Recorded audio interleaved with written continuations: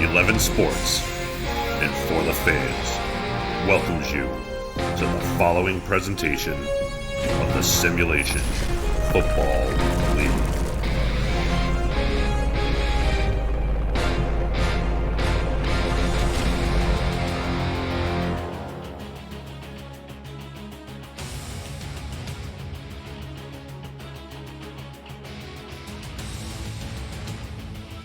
Good afternoon, Baltimore! We're live from Vultures Field as a pair of playoff teams from Season 14 try to avoid slipping into an 0-2 hole to begin Season 15. And good afternoon, everybody, and welcome to Baltimore. Alongside producer extraordinaire Cameron Irvine, statisticians Mark Mello and Ben Warner, and my partner Mike Improta, I'm Tim Hackett. You're watching the Simulation Football League live on 11 Sports and For the Fans. Happy to have you with us. Two top-tier teams on tap today, Mikey, but one of them is going to fall to 0-2. Yeah, buddy, it's hot, it's humid, and once again, SFL faithful, it's about that time. We're live from the Charm City. Game number 2, we've got the Baltimore Vultures hosting the Charleston Predators.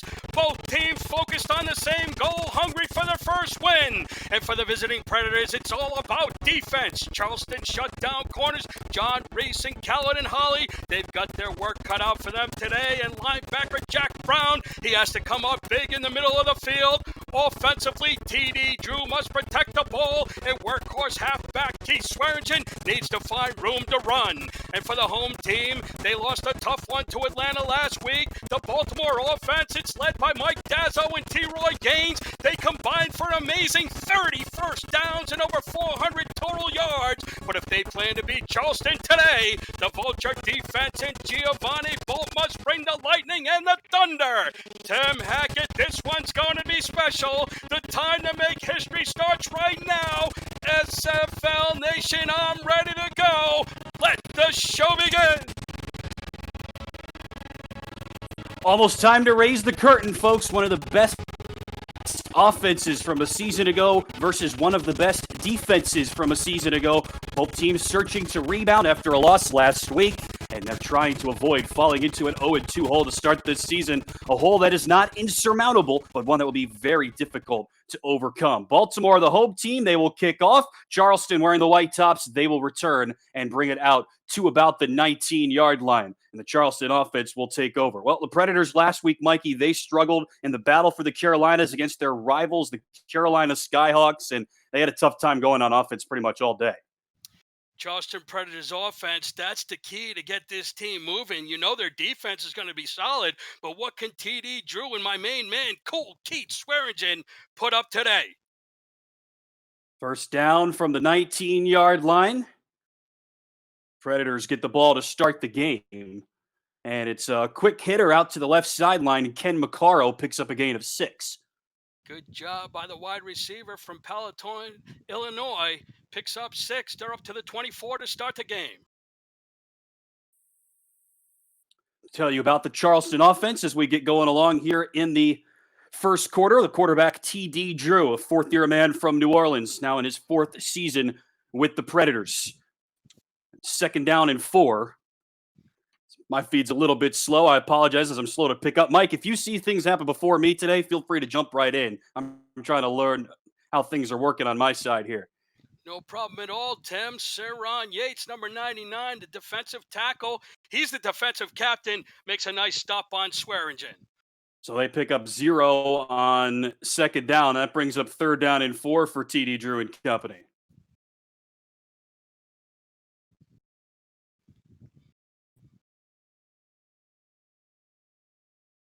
Great look by TD Drew. He hits the tight end.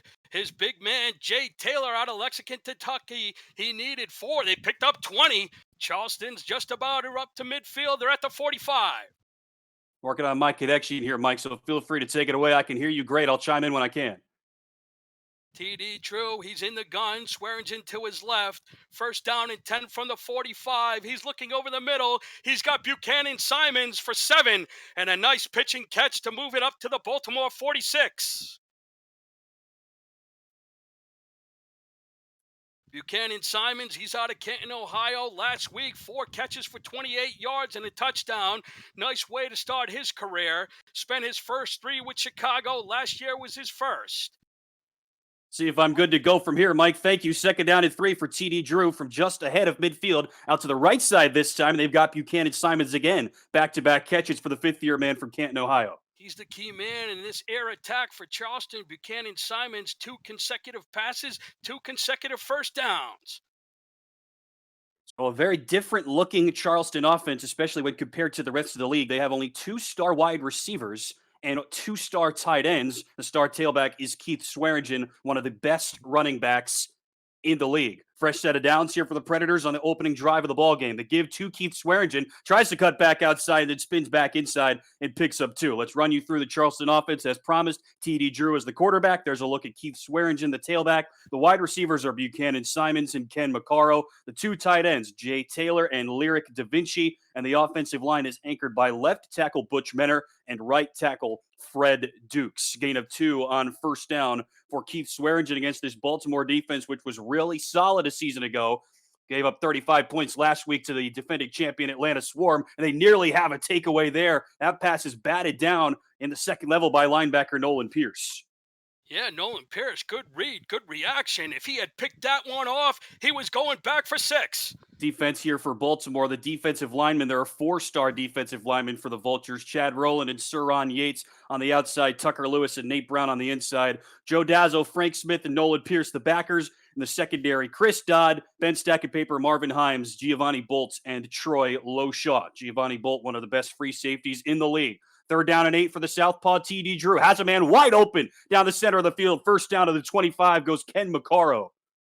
Great play on third down. They were up against it. TD Drew sat in the pocket. The offensive line behind Freddie Dukes and Butch Menner gave him the time. And McCarro with a nice pitch and catch over the middle. They're deep in Baltimore territory. TD Drew didn't have his best game last week in week 1 of the season. Mike Caprota, 25 of 35 for only 214 yards. Bottom 5 in the league in total yards and in yards per attempt, but really, really strong start to the game for him here. First down and 10 for the 25. They'll run outside to Swearingen. Swearingen breaks a tackle. Daylight down the right sideline, and he's hauled down at the 4-yard line. A touchdown-saving tackle made by Troy Loshaw, the strong safety, and a gain of 21. Big run by Keith Swearingen to get him down inside the 5. He's the workhorse for this team, Tim. He puts them on their back, and he's putting them in scoring position. Nice-looking drive to start the game by Charleston. And Drew had a bit of a slow game a week ago, but Swearingen had anything but 145 yards on the ground and 2 touchdowns. One of the best performances by a tailback in week 1. First and goal here for Charleston on the opening possession of the game. Drew directly under center, 2 wides and 2 tight ends, their normal set. Drew, the delayed handoff. Swearingen untouched into the end zone. Touchdown, Charleston. The Predators on the road strike first. And what a way to take this hometown crowd out of the game. Charleston comes right down the field, gives it to Cole Keith, and he puts 6 on the board. Nice blocks on the outside by this offensive line. There's a look at Fred Dukes, the right tackle, who moved forward to pave the way. And Keith Swearingen, Mike, fantastic season a year ago. Got started off strong last week, and he's on the board early here. Yeah, cool. Keith Swearingen. Last year, he was 5th in rush yards and tied for 4th with 13 TDs. He's got number 3 on the season. It's only week 2. One of 5 players that scored 2 touchdowns a week ago, He's on the board here. Amanda Moyer steps up and knocks through the extra point. A dominant first drive here for the Predators. They go 11 plays, march down the field, and punch it in. Really nice looking job. That was the question coming into this game. How could Charleston exploit this Baltimore Vultures defense? And right there was like a knife through hot butter.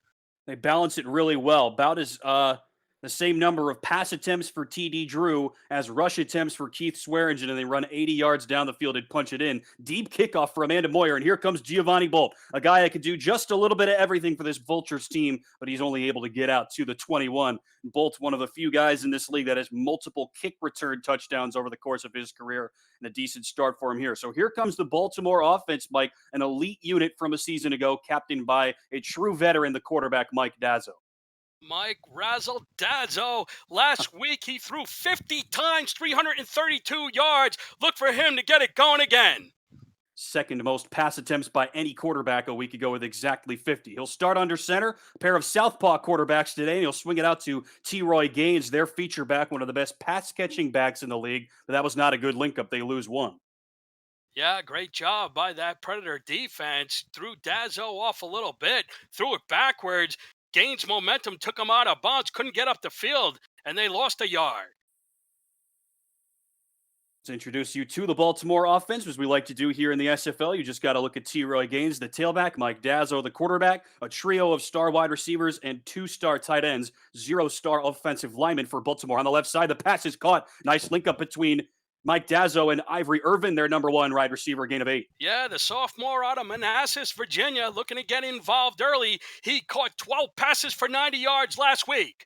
Spoke Johnny Bravo on that inside route. So let's tell you about the rest of the offense. You got to look at Ivory Irvin, who was great last week. The other two wideouts are Daley Holder and Mac Chima. The two tight ends, Lloyd Graham Jr. and Jay Hayden. And again, 0-star offensive lineman for Baltimore, and they gave up 4 sacks against the excellent defensive unit of the Atlanta Swarm. On third down over the middle, it's hauled in again by Ivory Irvin. Back-to-back catches. Very underrated passing attack by this Baltimore offense. They averaged 31 points a game last season, which was good for second in the league. These two wide receivers, if Gaines, Irvin, Chima, and the old veteran Daley Holder can get it going, watch out for Baltimore this year. Truly a top-tier offense a season ago, and they lived up to the billing last week with a great offensive performance led by Dazzo and Gaines. Here goes T-Roy Gaines, first carry of the game for the Season 14 All-Star, and he picks up 2. Good job by that offensive line. This Vulture offense, they're going to keep grinding. And you see right there, the middle of the field, it's going to be key for the Predators defense. Jack Brown with the tackle.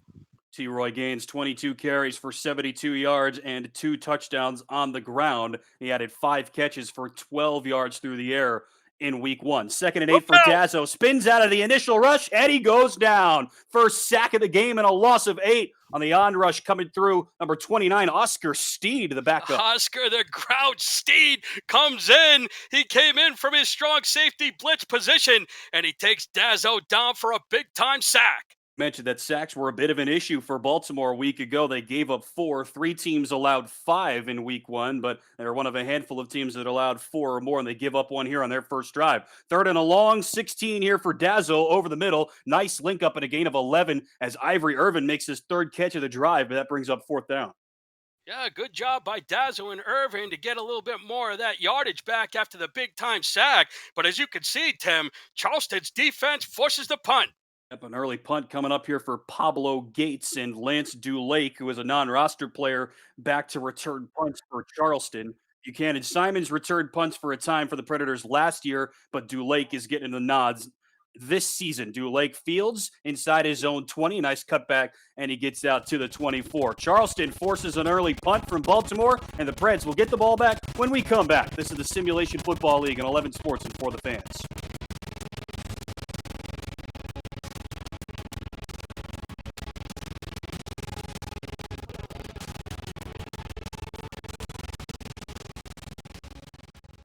Hey, Tim. Hey, how are you? Okay. Yeah, let's go early with that Keith Swearingen highlight video. He just put up a touchdown. Now's the time. I would absolutely agree. Perfect. Sounds good to me. You Is that got cool, Cam? You got that, Cam?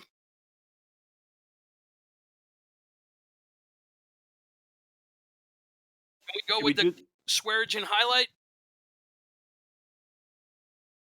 Thank you. Thank you. Mike, thank you for taking over. I'm not sure what's going on with my Parsec connection, but I'm good to go That's now. all right. Just keep me posted if you think something's wrong, just so that way I'm not sitting there blind. No, you did great. Thank you. I think I'm good now.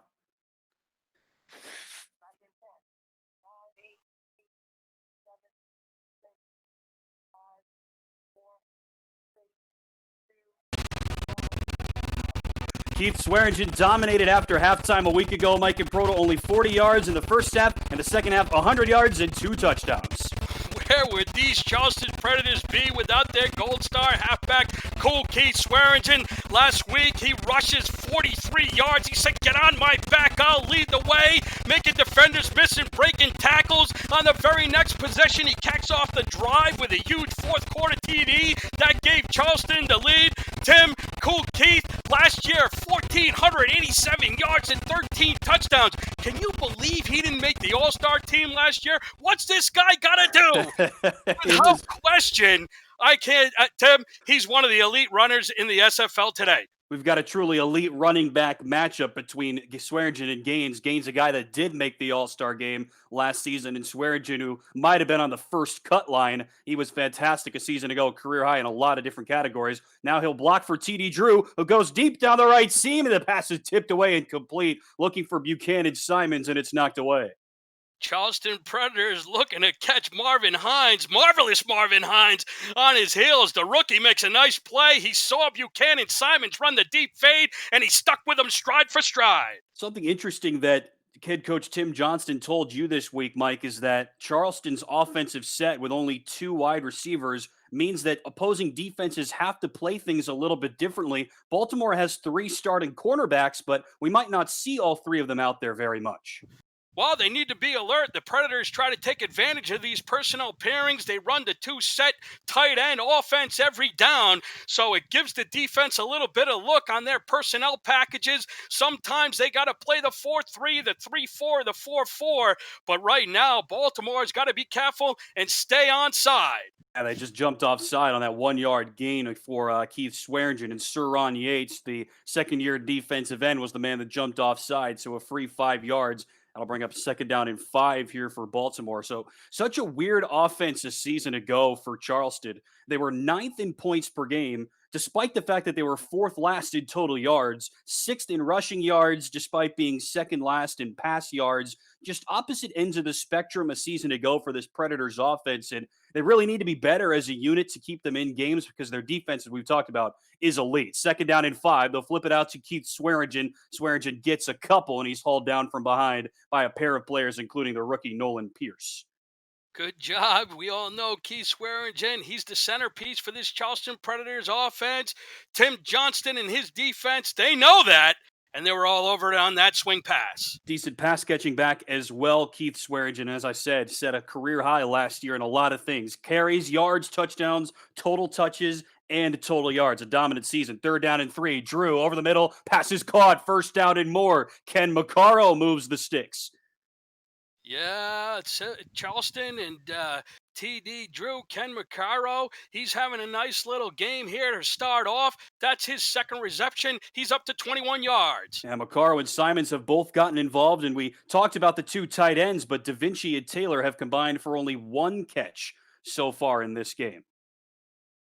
Set it down from the Charleston 41, and Drew directly under center against a 4-man rush. Hits one of the tight ends on a quick cutback. That's Jay Taylor, his 2nd catch.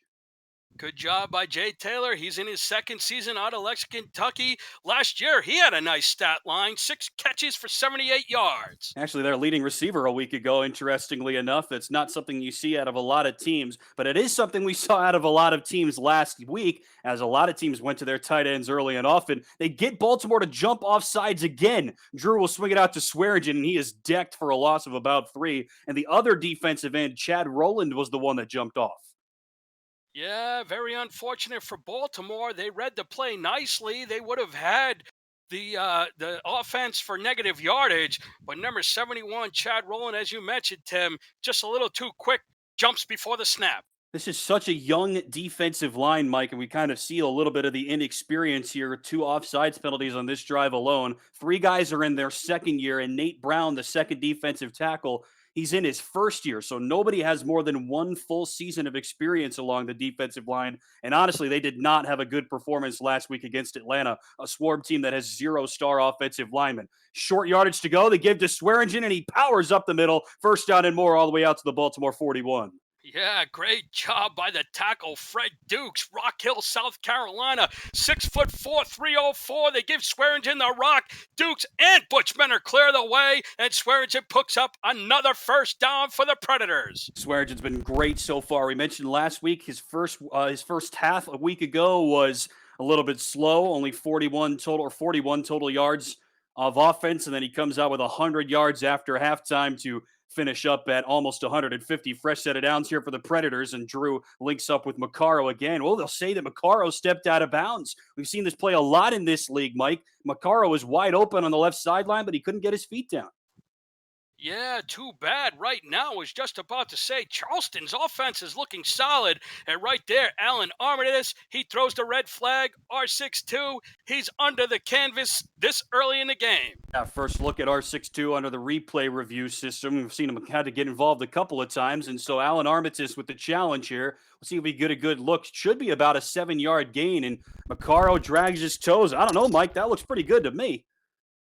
It looks good, but sometimes R62, you never know what he's going to say. I'll be interested to see how this call goes. Depends on what mood he's in, right? And they'll say that it's overturned. And so a good early call, good early challenge here for the veteran head coach, Alan Armitage. And they pick up a gain of 7. Good eyes by you, Tim. You called it in and you were right. Look, I deserve to be right once in a while. It doesn't happen very often. And so a nice pickup. They'll give Macaro officially a gain of 8. I think that's his 4th catch of the ball game already. So 2nd down and 2 now from the 34. Charleston driving already on top 7-0 against Baltimore. The give to Swearingen. Huge hole for Keith Swearingen. Shakes out of a tackle. He's still going. Breaks out of another tackle, and he's brought down at the 1-yard line. A touchdown saving tackle by Suron Yates the 4th. Keith Swearingen gets them all the way to the 1.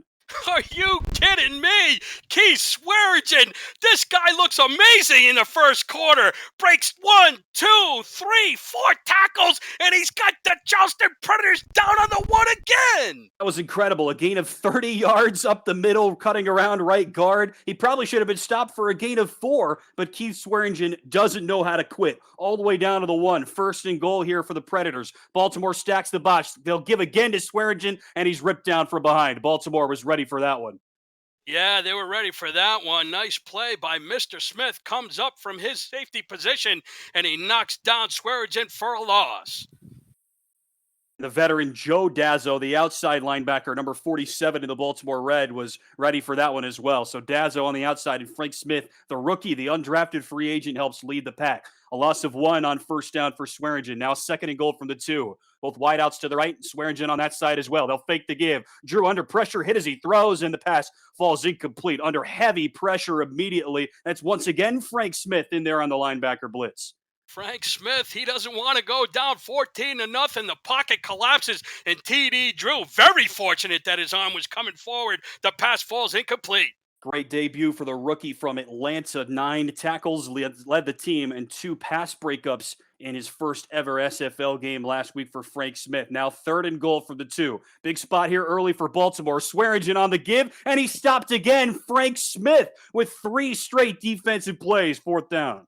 Give that man a gold star. Frank Smith, he was the only guy in the defense. He made all 3 defensive plays. An unbelievable job. Predators were on the 1, and what a goal line stand to force the field goal. The definition of a goal line stand, huh? Swearingen gets them all the way down to about the 1-yard line, maybe even inside it, and they can't move the ball. In fact, they lose about 1.5 yards. And so Amanda Moyer will come on for her first field goal attempt of the season, and she knocks it through officially from 18 yards. She was 21 of 24 last year, and did not attempt one last week. We're done with one. We're done with one here in Baltimore. Charleston tacks on another one. It's 10-0 the visitors on 11 Sports and For the Fans.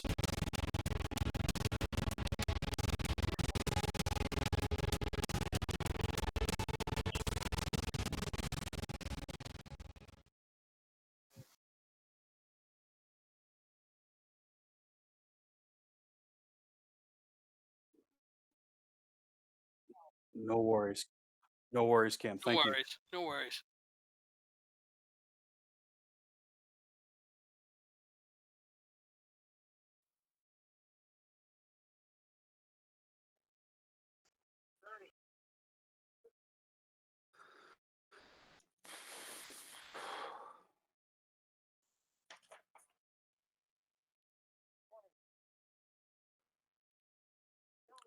Good start, Mike. Keep it up. Thanks for your help.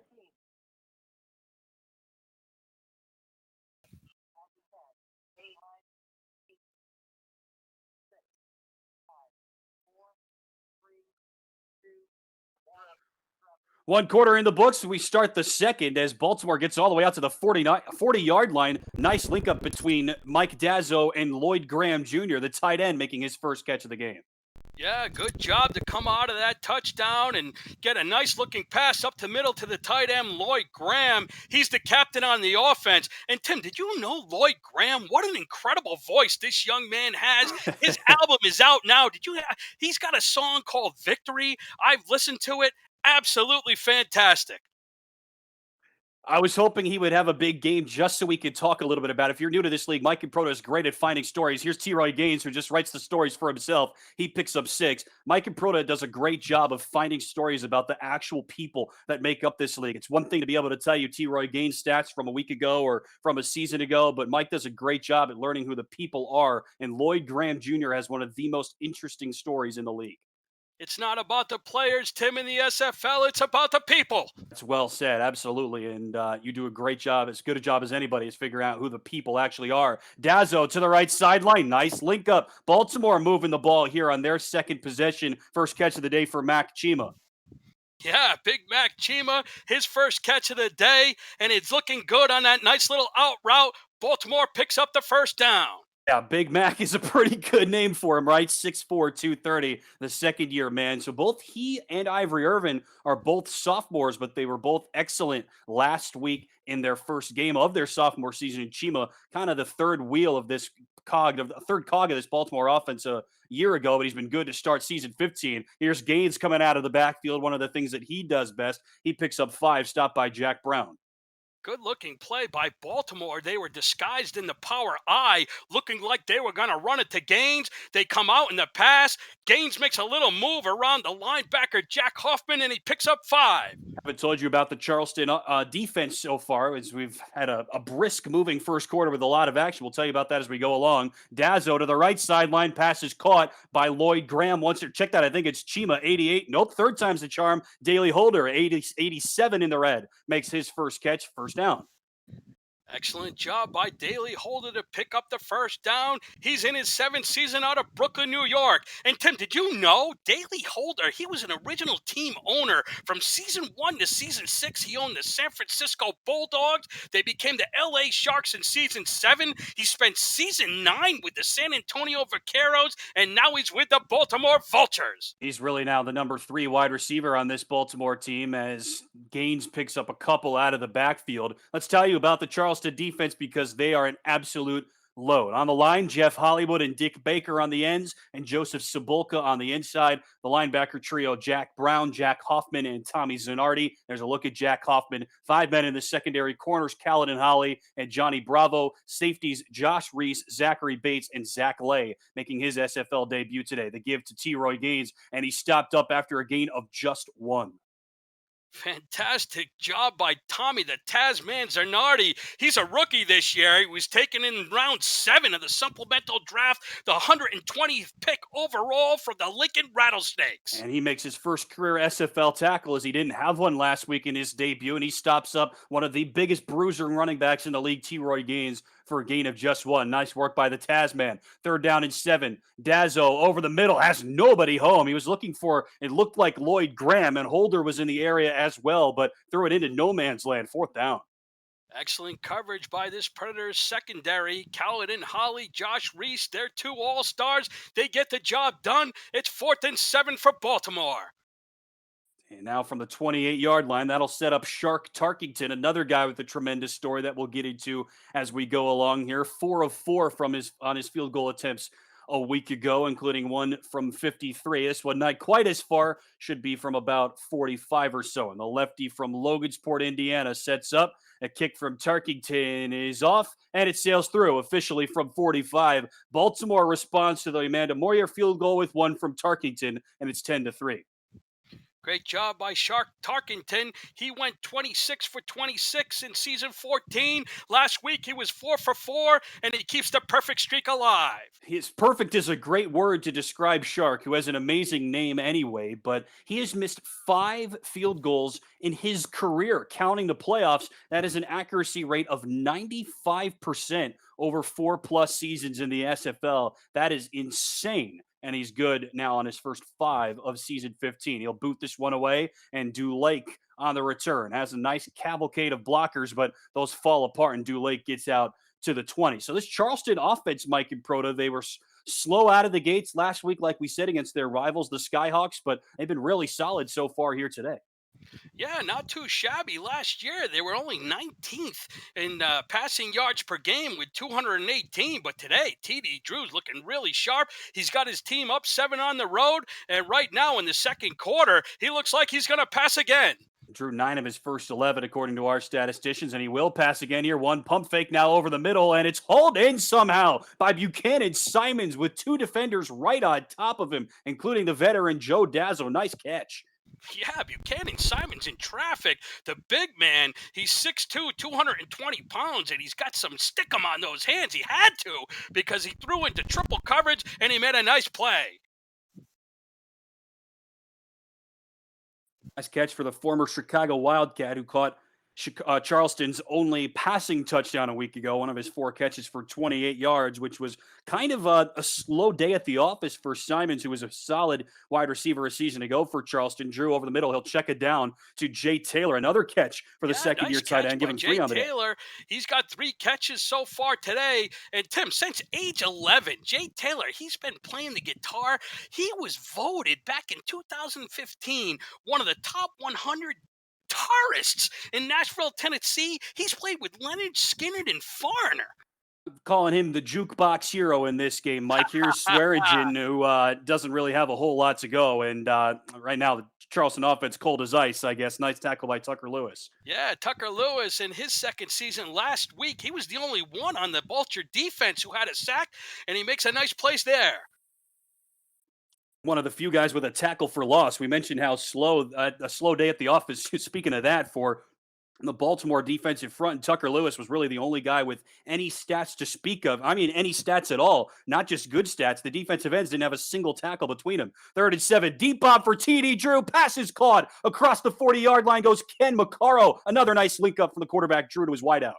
Wow, what a pass. That was a bullet from TD Drew and an even better catch by McCarrow. He runs out about 15 yards, crosses it right down the middle of the field, and he laid out for that beautiful grab. And he got in front of Chris Dodd, the number 1 quarterback here for Baltimore in his first season with the team after a few in Queen City. It was a very tough day last week for Chris Dodd against Boo Chisholm, one of the top wideouts in the league. Swearingen, huge hole up the middle, runs into Ken McCarro, and he's wrenched down by Loshaw after a gain of 6. And so you can look at this game, Mike, and say, Charleston doesn't really have the wide receiver core that Atlanta has. I think that's fair to say, but Chris Dodd, it was just a tough day against one of the best wide receivers in the league, Boo Chisholm. Yeah, no kidding. And right now, Boo Chisholm, not only did they have a problem with them, but right now this Vulture defense is having an issue with the Predators' offense. They've got a nice mix of run and pass, and Charleston's looking strong. Here goes Swearingen again, and he is blown up. Great tackle by the ageless wonder, Joe Dazzo, now in his 10th season, all with the Baltimore franchise. 3rd and 1. Yeah, nice job by Joe Dazzo to come up from his linebacking position and stop gains short of the first down. Tim, did you know that both Mike Dazzo and Joe Dazzo in their 10th season, they've never missed the playoffs? That's hard to believe, right? But Baltimore has just been that good for so long. Big spot here for them on defense. Swearingen has nowhere to go. Needed 1, and he stopped for a loss of 2. Nolan Pierce continues to dominate in his second SFL game, loss of 3. Big time play by the rookie out of Mason, West Virginia. Nolan Pierce with the big sack. 4 tackles last week in his debut, and he's already got a couple. The former fullback for the Annapolis Navigators is going to force a long field goal here for Amanda Moyer. This will be about 50 yards, which to me, as far as I know, would be one of the longest of her career. They nearly got a piece of it. The hold from Warren King and the kick from Amanda Moyer is good. Officially from 49, her second made kick of the game, and Charleston gets back up to a 10-point lead. Charleston offense is cooking so far today, and they lead on the road. This is the SFL on 11 Sports and For the Fans.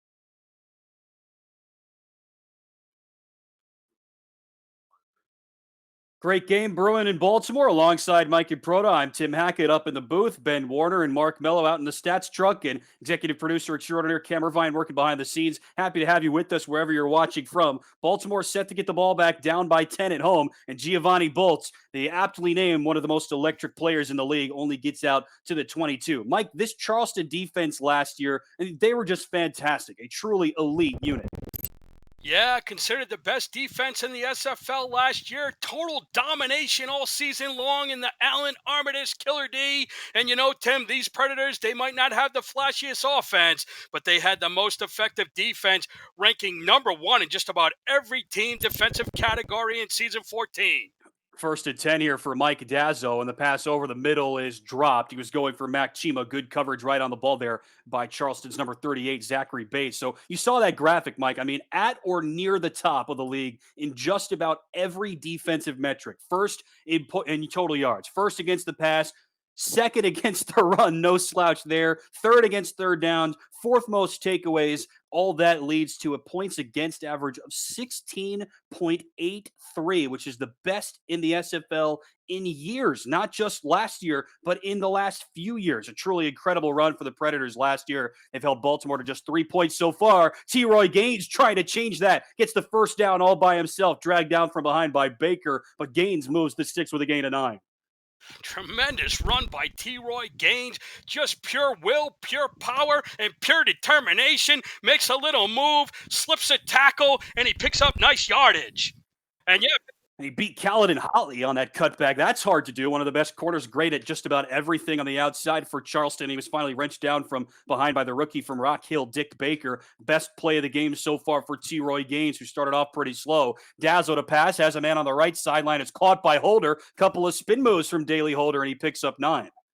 yeah, good out route by Daly Holder. Just comes up short by a yard. But back to your point about this Charleston Predators defense, Tim. Yeah, I couldn't agree more. When you look at those numbers, gaudy numbers, they rank one in pretty much every category, as you mentioned. It becomes very clear why opposing offenses only average 16 points a game, only 17 total touchdowns all season long last year. And that's the big question. Can this defense have an encore performance in season 15? Nice play here from Baltimore. Dazzo links up with Ivory Irvin. That play has worked all day long. Fourth catch for the sophomore. Yeah, Ivory Irving, good looking catch, and Baltimore moves the chains. Our statistician Ben Warner and Mark Mello telling me a second ago, it's been a really lethal start for both of these quarterbacks. Charleston has scored on all three of its possessions, but both quarterbacks, Mike Dazzo and TD Drew, are completing better than 80% of their passes. Dazzo is now 10 of his first 12. Drew unofficially 12 of his first 14 with a touchdown. Or I'm sorry, with no touchdowns, but either way, both quarterbacks have been really solid to start. And there's an incompletion, a rare one there as he was trying to link up with Graham, and he was knocked down from behind by Jack Hoffman. Yeah, Jock Hoffman with a really nice hit. I thought the pass was going to be completed to the big tight end, Lloyd Graham, but Hoffman comes up and pops the ball loose. His linebacker trio here for Charleston is really solid. These two teams are built remarkably similarly. There are loads of key differences, but both of these teams have two-star tight ends. That's kind of rare. Both teams have three-star linebackers. That's kind of rare. And you got a good look at the third-year middle linebacker, Jack Hoffman, on that play. Second and 10 now for Dazzo. Deep over the middle. It's tipped and incomplete. Nice coverage by Zach Lay. Knocks the ball to the turf in his SFL Major League debut. Yeah, Zach Lay just picked up this week. He's an unsigned free agent out of Woodbury, Minnesota. And you can see right there, he's looking to get involved. Literally a brand new addition to the team. The signing went final just a couple of days ago and replacing Zay Temple, who was going into his third year with the team. Zach Lay making a big impact early, the former member of the Birmingham Fuel. Now Dazzo from under center, third down at 10. Pass to the near side is caught once again by Ivory Irvin. They needed 10 though, Mike, and he only picks up 4. Once again, give credit to this Charleston Predators defense. They knew it was third and long. They played a deep zone, and they forced Dazzo to only throw it 4 yards, and they bring up a punting situation. You surprised by this approach here for Baltimore? We know how good Charleston's secondary is. To me, it's the best part of the team. The front is kind of weak with it's a very young team, a very young unit, I should say. And still, Mike Dazzo's coming out throwing it, and now that brings up a punting situation here for no man's land for Pablo Gates, the veteran punter. He will kick it out towards the right side, and Baltimore can't get to it. It bounces into the end zone for a touchback. I'm just a little surprised by the approach, I guess, on offense from Dazzo and company. Yeah, it's tough when you're facing a defense that was ranked #1 in the league in just about every category. You kind of have to pick your poison, right, Tim? I mean, they were #1 in True. defending the pass all season long, only giving up 212 yards. They only gave up 78 yards on the ground. So right now, Baltimore is just trying to find some weakness to get the ball moving and try and score more points. And it's easy. It's not that easy to do. No, indeed not. And here's a check down to Lyric Da Vinci, and the more veteran tight end makes his first catch of the game. 2-minute warning here in the first half. Charleston is perfect on its offensive possession so far, and they've got a 10-point lead. This is the Simulation Football League on 11 Sports and for the fans.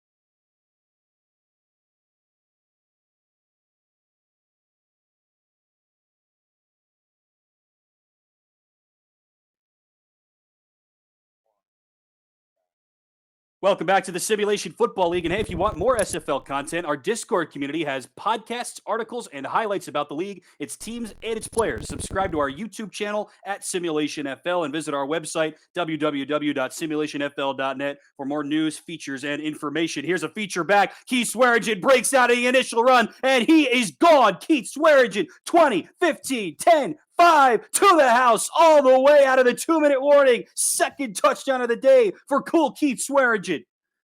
Oh my goodness, what a great job by Swearingen. He trucks the linebacker. He takes it 75 yards and goes the distance.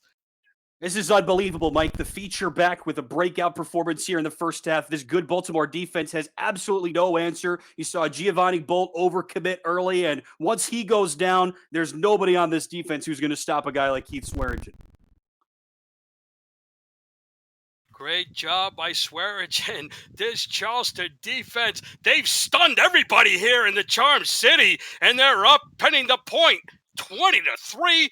I would have never guessed it.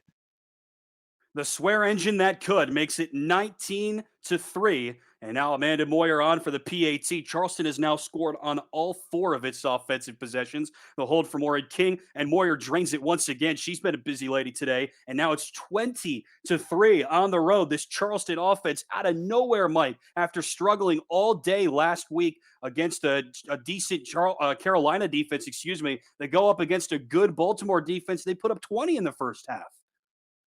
Unbelievable. After last week's performance at home, they lost a tough one to the Carolina Skyhawks by 3 points. I would have never have guessed that they would have come out with such a laser-focused attack. They're up by 17 points, and in Baltimore, you can hear a pin drop. Yeah, Baltimore fans are swearing right now as Keith Swearingen has continued to light them up here in the first half. Not even Giovanni Bolt, can make something happen on that return. We mentioned how good he's been across the course of his career, making things happen on kick returns and punt returns and in the secondary, but he's not been able to get a whole lot going so far here today. So Mike Dazzo and company now 1st and 10 from the 21. All 3 timeouts left and up against it here at home. The give to T-Roy Gaines. Breaks through a tackle, can't break through the second one, but a nice pickup of 9 on first down for Gaines, brought down by Reese. Good looking play to come back from that punch that Charleston just gave the Baltimore defense. And if the Vultures want to try and make a comeback right now, T-Roy Gaines is the man to do it.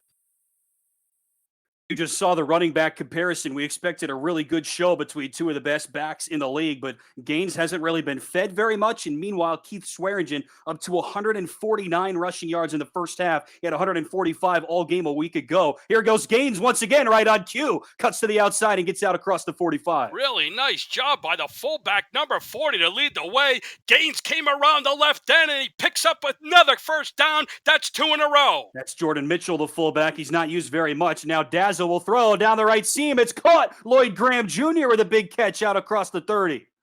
And this is what we've been looking for in the first half from this Baltimore offense. Quick strikes and big yardage. Mike Dazzo hooks up with his tight end, Lloyd Graham, once again. These two have been known to have big link-ups. They had one or two of those last week, including a 23-yard gain, the longest pass of the day for Mike Dazzo, and already one 20-yard catch for Graham. Give him another one. Baltimore uses its first time out, and all of a sudden, this Vulture offense is flying high.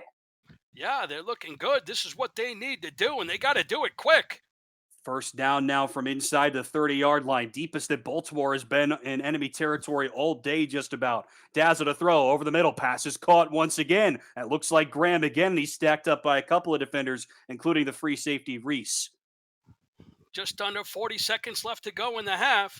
2 timeouts left here for Baltimore. They'll go right back to Lloyd Graham Jr. Keep feeding the beast. First down and goal from the 6. Lloyd Graham looking good. They're down on the 6. 25 seconds left to go. This offense is singing. 22 seconds left. Now to the outside. Pass is caught. Touchdown, Baltimore. Mac Chima. Baltimore drives all the way down in the field in a flash, and Chima punches it in.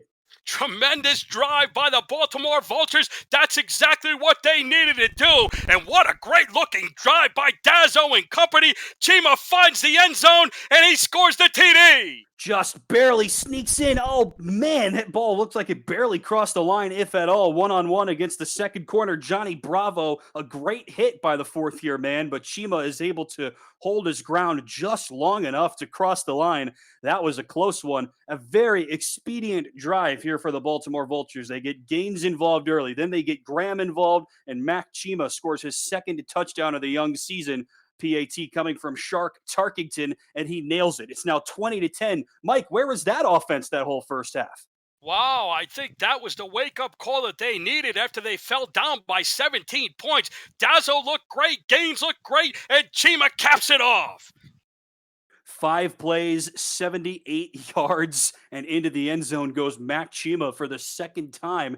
After he had only 3 touchdowns all season last year in his rookie year, he's now got 2 in 2 weeks to start off this one. So now 20 seconds and 3 timeouts for the Predators. Do they have enough time to get something going? Here comes Lance Dulake, the non-roster kick returner. A nice return for the young man out to the 28-yard line. Good job. 16 seconds left in the half. It'll be interesting to see if Charleston plays it conservatively or if they look to go deep and try and get in field goal range. TD Drew is not usually known for being a deep ball passer. He threw just about 6 yards per attempt last week, which was one of the lowest marks in the league, but he's up over 12 yards per attempt unofficially here in the first half. Let's see if they decide to air it out or play it safe with a 10-point lead. They can also give it to Swearingen, who's been a nice weapon for him today, and he stopped for no gain. Yeah, he's up to 147 yards on the day, and we're just about at halftime, Tim. I can't wait to see what his final numbers are going to look like at the end of the afternoon. That's it for Charleston. They did indeed decide to just play conservatively at another tackle made by Nolan Pierce, who's had a big second career SFL game. We've hit the half here in Baltimore, all kinds of offense on both sides, and Charleston, that was their first possession where they didn't score. They decided to just take it to the half, but the Predators lead at 20-10. Yeah, I think the story of the day, you said his name a few times today, Tim. It's cool Keith Swearingen for the visiting Predators. 147 yards. He had that 75-yard blasting run to put him up by 17, but Baltimore hasn't folded. They've fought hard, and Mac Chima has done the job to bring them back within 10. Yeah, Baltimore with a really good response drive right there as they were down 20-3. The offense had been doing next to nothing all day, but then they wake up. They get Gaines involved a couple of times, once on the ground, once through the air. Here is that long, almost touchdown run for Keith Swearingen. This could have been a big moment. We'll go back to the recent drive in a second. They stop, Saran Yates stops Keith Swearingen on the one. Charleston couldn't punch it in, but Baltimore couldn't take advantage Yeah, of well, that. we knew coming into today what an incredible stout defense that these Charleston Predators have. Really, the question mark was what can TD Drew to protect the ball? Right now, he's 14 out of 16, 87.5% for 204 yards and a touchdown. To me, Tim, nothing gets too much better than that. Yeah, he's been absolutely fantastic in this game. One of the best games of his career, no question about it, at least in terms of total efficiency, officially at 123 passing yards, you see there. And here is the play of the first half. Right out of the 2-minute warning, first play of the drive, Keith Swearingen, 76 or so yards to the house. Yeah, it's like a good boxer that has quick hands. TD Drew, he's throwing the punches, he's throwing the jabs, and then they give the ball to cool Keith Swearingen, and he hits you with the knockout punch. So far, he's thrown two huge haymakers. And then here's the last drive of the half for Baltimore, spearheaded by T. Roy Gaines, as it so normally is, punched out rather, I should say, capped off by the touchdown catch for Mac Chima, his second of the season. And we hit the second half with the home team trailing 20-10. You're watching the Simulation Football League live on 11 Sports and for the fans. Thanks so much for joining us wherever you're joining us from. Tim Hackett with Mike and Proto upstairs in the booth. In the truck, Mark Mello and Ben Warner, Cameron Irvine working hard behind the scenes. Second game of 4 coming your way across the SFL network here on Sunday afternoon in week 2 of season 15 of the Simulation Football League. Giovanni Bolt trying to inject some life into this Baltimore offense. He gets out to the 19-yard line. So Baltimore, Mike, we saw that offense come to play on that last drive of the first half. We know what they can do. Dazzo knows how to spread it around. He did so and how last week in that loss to Atlanta. A really good game. Baltimore took the lead late before Bryant's dynasty led a killer comeback. One of the best games of the season so far, and there have been plenty of them in his first career SFL game. So Baltimore knows how to stay in tight games. They know how to come back from being down. This is one of the best franchises in the league. Dazzo to throw under pressure, breaks out of the sack. How do you do that? Check it down to T. Roy Gaines, who spins out of the first hit and picks up a gain of 3. Unbelievable by this Baltimore offense. That should have been a loss of 6 or more. Really incredible job by Mike Razzle Dazzo, and he works his magic to get out of that sack. I thought, like you said, Tim, that was going to be a big-time loss. He flips it out to Gaines, and somehow they pick up 3. Somehow, Mike Dazzo, despite that slow start, it has a fantastic quarterback rating. These two quarterbacks have come to play so far here. No turnovers as well in that first half. Dazzo now will go on the ground with Gaines. Big hole for T. Roy Gaines. He tries to lower the shoulder but cannot. One-on-one, Johnny Bravo smoked Daley Holder, the wide receiver, and stopped Gaines 2 yards short of the line to gain.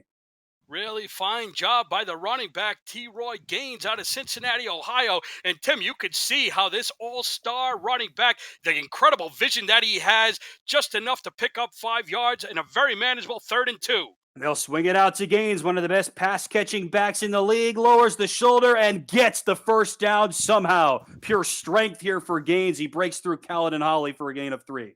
T. Roy Capital Gaines 3 consecutive touches on the ball. He picks up the first down, and Baltimore's moving along. We mentioned one of the best dual threat backs. It's kind of interesting for his player build, I guess, but he doesn't care. He just dominates, and he had a fantastic season last year en route to a place in the All-Star game. First down, Dazzo to throw, has a man on the left sideline. It's caught once again by Ivory Irvin for a gain of 4. They love that play. Just more on Gaines. Last year, 4th among running backs in catches, 2nd in yards, tied for 1st in receiving touchdowns. And then, if that wasn't enough, also 8th in rushing yards, 6th in yards per carry, 3rd with 14 rushing touchdowns. Just simply one of the best dual threat backs in this league.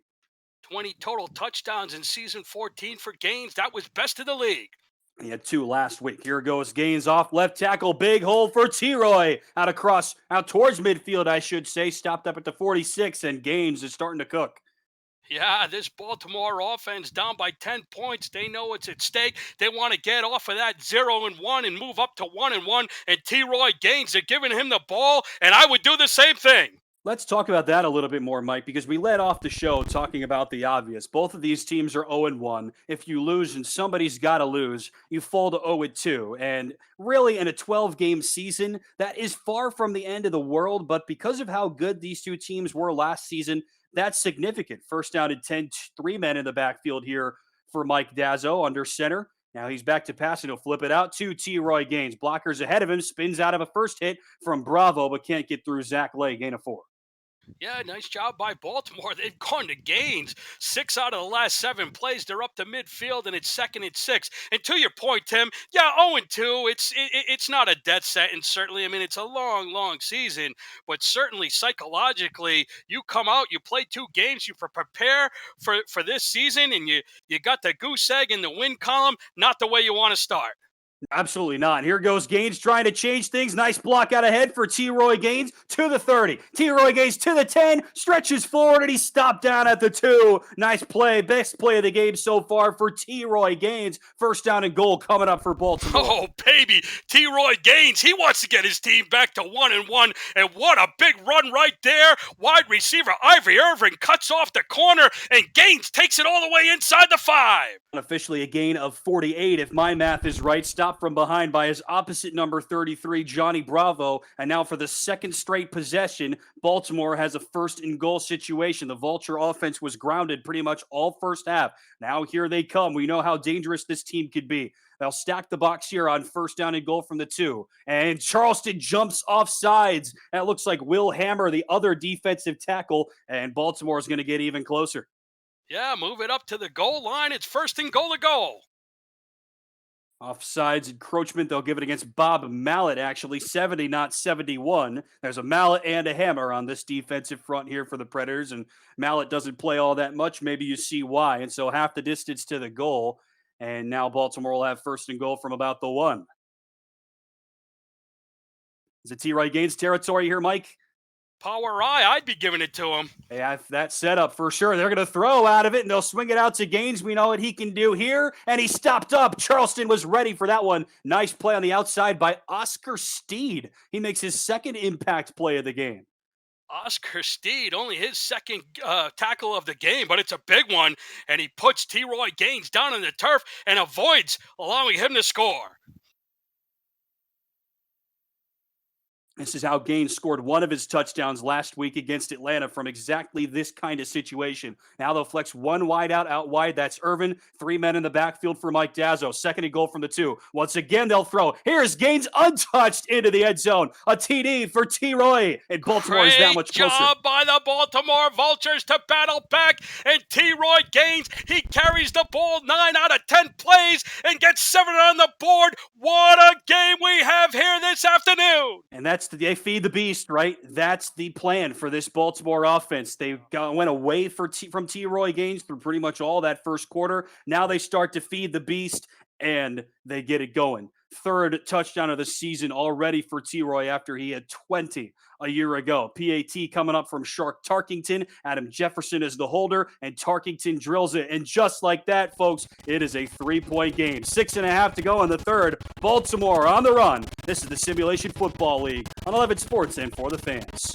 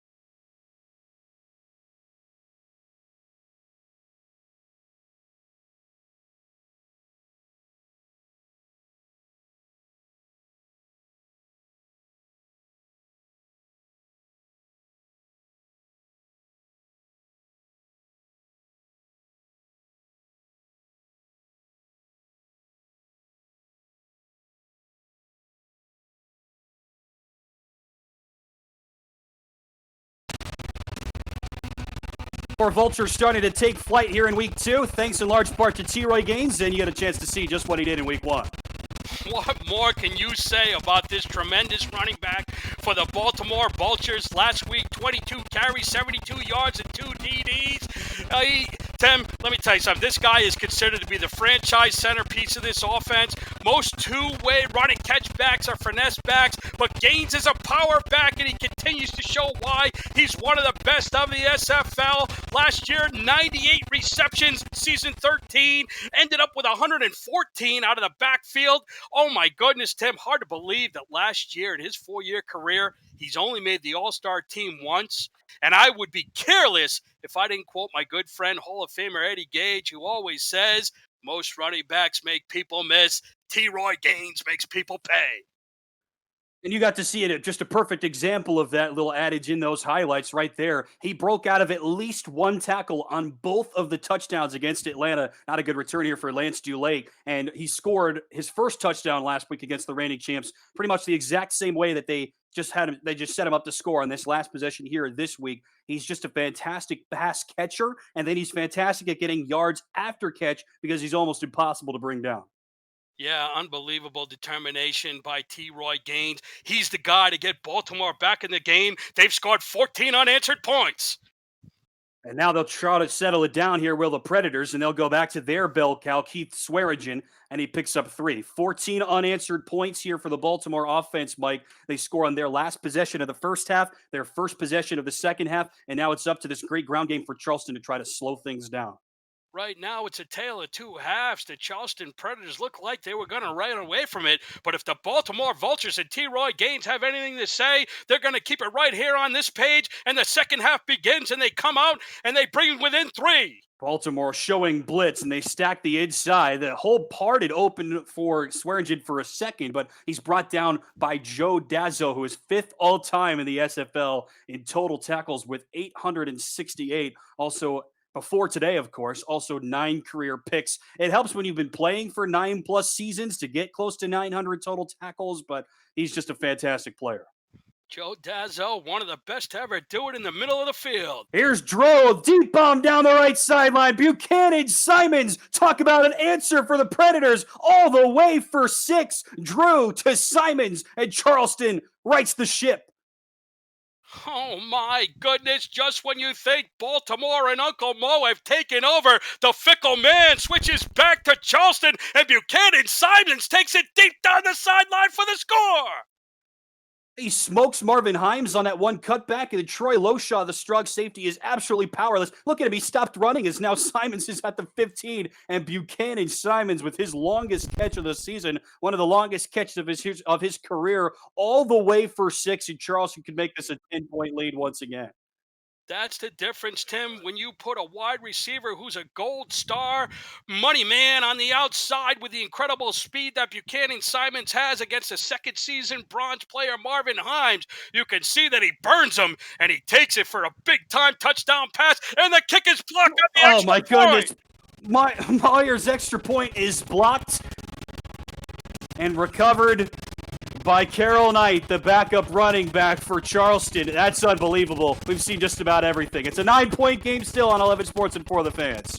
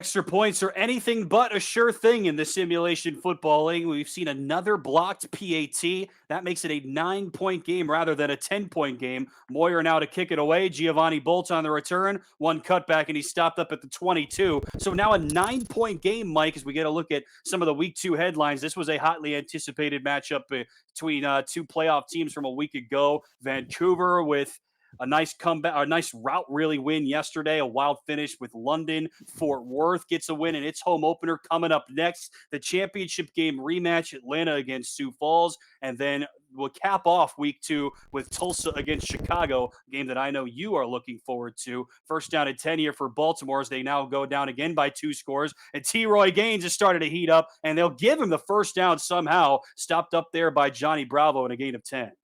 Yeah, T. Roy Gaines, after that last drive, he caught the reception to bring the team within 3. They just blocked the extra point. Mark that down, Tim. The 5.5-minute mark. Baltimore blocks the extra point against Charleston. That could come back to bite them.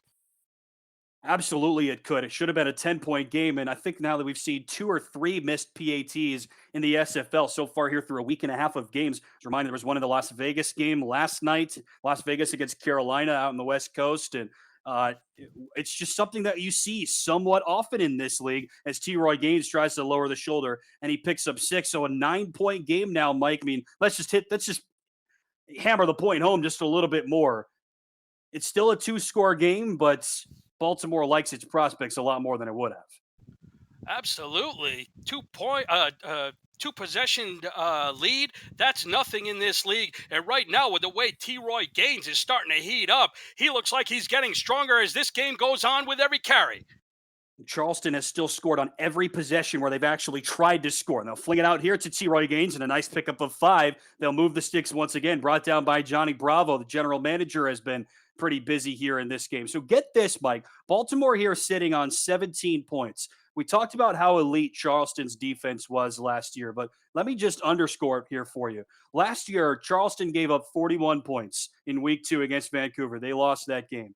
After that, they allowed more than 30 points in a game only once. This was just a great defense all season long. First and 10, T. Roy Gaines cuts back up the middle. Nice cut back again. He picks up 6, stopped there by Caledon Holly. And so they gave up 30 points twice, 40 points once, and they only allowed 20 or more points in a game 5 times all season long. They played 13 total games, including their playoffs, and they finished the year 8-5.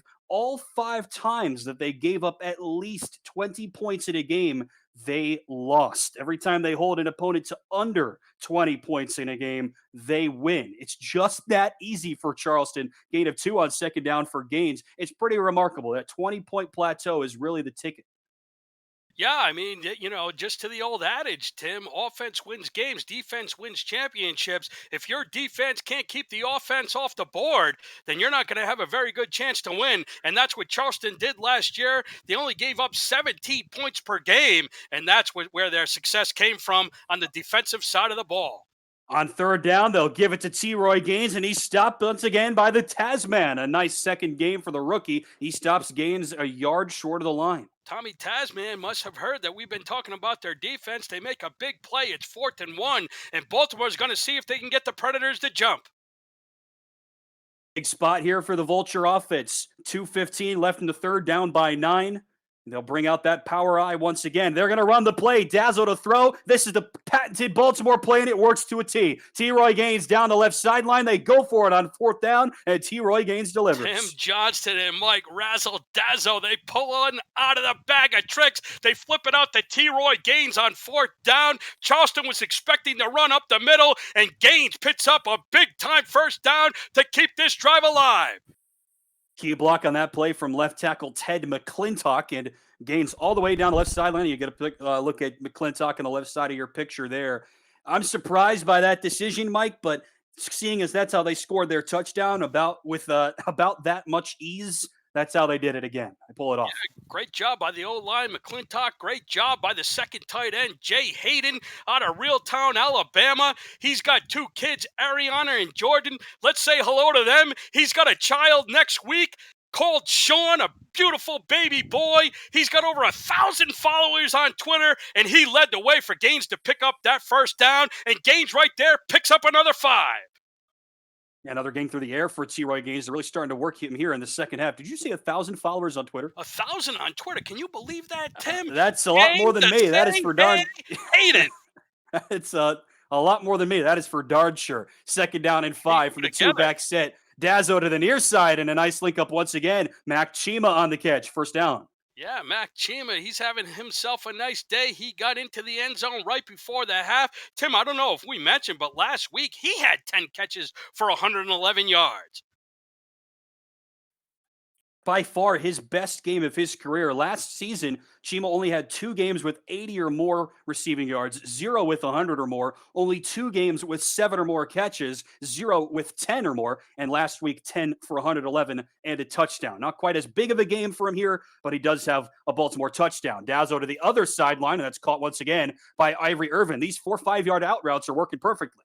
Yeah, the 2 sophomore wide receivers, along with T-Roy Gaines, they're punching, they're smacking them around. They're down to the 16, and they're in business. They're looking to put the ball in the end zone once again.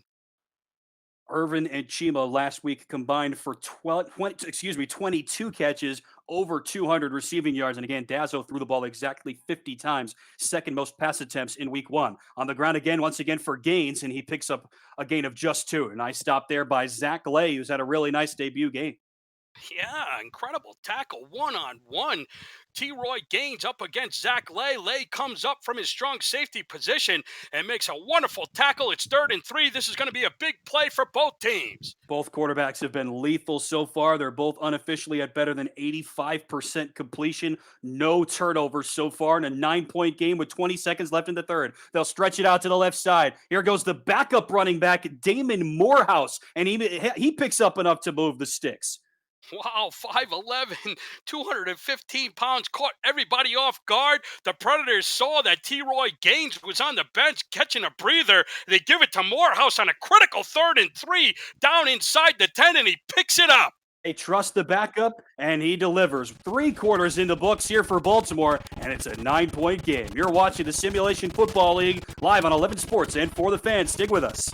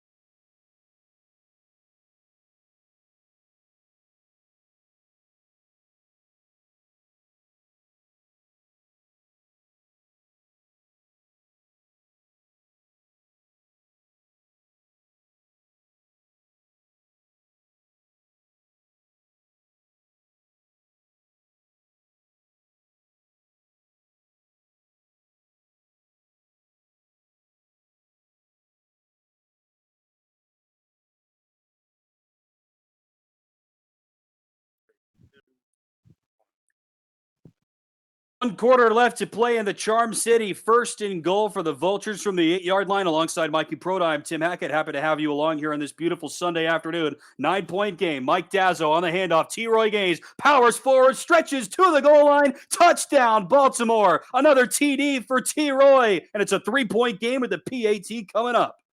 Unbelievable. T-Roy Gaines, he's a big-time player. And right there, not only does he take the ball across the goal line, but he takes Jack Hoffman with him. And once again, the Baltimore Vultures are battling back. This game is within 2, pinning the point.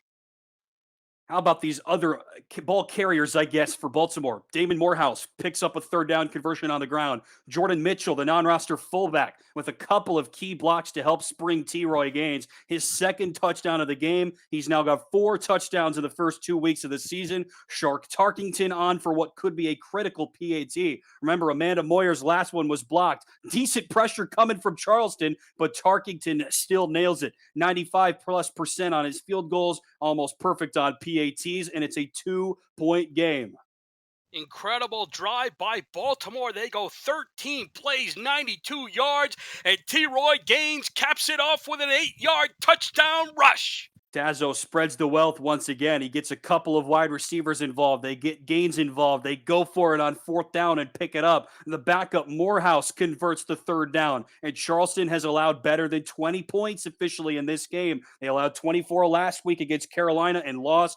Tulane gets to the 18. Remember what I said from last year. Every time Charleston gave up at least 20 points in a game, they lost. Can Baltimore complete the comeback? They were down 17-0 early on in this first half. They were down 17-0. They were down 20-3. They got that key touchdown from Dazzo to Chima to end the half, and that's where the spark was lit. Remember, Charleston has scored on every possession in which they have tried to score, excluding the possession right before the half where they just gave it to Keith Swearingen, pick up a 5 through the air going for Ken Maccaro, who has been a little bit quiet after a big first half. Buchanan Simons, his big day continues. You get a look at their two numbers there. Yeah, Buchanan Simons, he had that long touchdown right after Baltimore cut it to 3, but then it was that point that got blocked. And right now you see the 2-point lead. I'm a little nervous if I'm Charleston. They need to pick up some good yardage here and hopefully come away with some points. Uncharacteristically slow day last week for Buchanan Simons with only 28 receiving yards, but now he's got over 100 through the air this week. Drew to the left sideline. That's caught by Maccaro once again. Back-to-back catches for the wideout from Palatine. Here's a look at the two young guns on offense for Baltimore, Ivory Irvin and Mac Chima, the two young Vultures receivers looking to fly, to combine for 22 catches, over 200 yards last week, and they've been good again today. Yeah, the two sophomore wide receivers, great week 1 games at the Atlanta Swarm. Ivory Irvin, 12 receptions. Mac Chima with 10. Look out if these two birds can learn how to fly. Nice check down here from TD Drew to Lyric Da Vinci. Man from Staten Island has been pretty quiet today, but they pick it up on third down out to the 32, again to 6. Yeah, Lyric Da Vinci, his first reception of the day in his second season. He's the captain of the offense. Lyric Pop-Tart Da Vinci. Week as Charleston got both of their tight ends involved like they normally do. Fresh set of downs here for the Predators. Drew will swing it out to Swearingen. Swearingen's got a long way to go. Turns on the Jets and somehow turns that into a gain of 3. Stopped there by Frank Smith. Yeah, Lyric Da Vinci. I thought Da Vinci was an artist. Isn't he a painter? I didn't think he was a Pop-Tart. Yeah, the namesake was a lot of things, but Pop-Tart was not one of them. I don't think that was one of the things that he invented. He did a lot of things, but Pop-Tart I don't think was one of them. Either way, I love them both. They'll spread both wide receivers out wide. 2-point game, 9.5 to go in the fourth. Drew, as all day, rifles it down the right seam, and nobody was home. Looking for Buchanan Simons on a similar play to the one they scored the touchdown on. Great coverage that time by Marvin Himes. Marvelous Marvin Hines. He got burned the first time. He won't get burned a second time. Shame on you and no shame on me. And he was right there and great coverage on Simons. The pass gets thrown a little high and falls incomplete. Yeah, the defensive back saying, you go low, I'll go Himes, and take away that deep out route looking for Simons. And so now 3rd down and 7 here for Charleston. They've been lethal on offense just about all day. 3rd down and 7 with 9.5 to go in regulation time and a 2-point lead. Swearingen is the tailback. Drew is under pressure. Spins away from the first rush. Can't get away from the second. And Tucker Lewis with the first sack of the game for Baltimore. That brings up 4th down.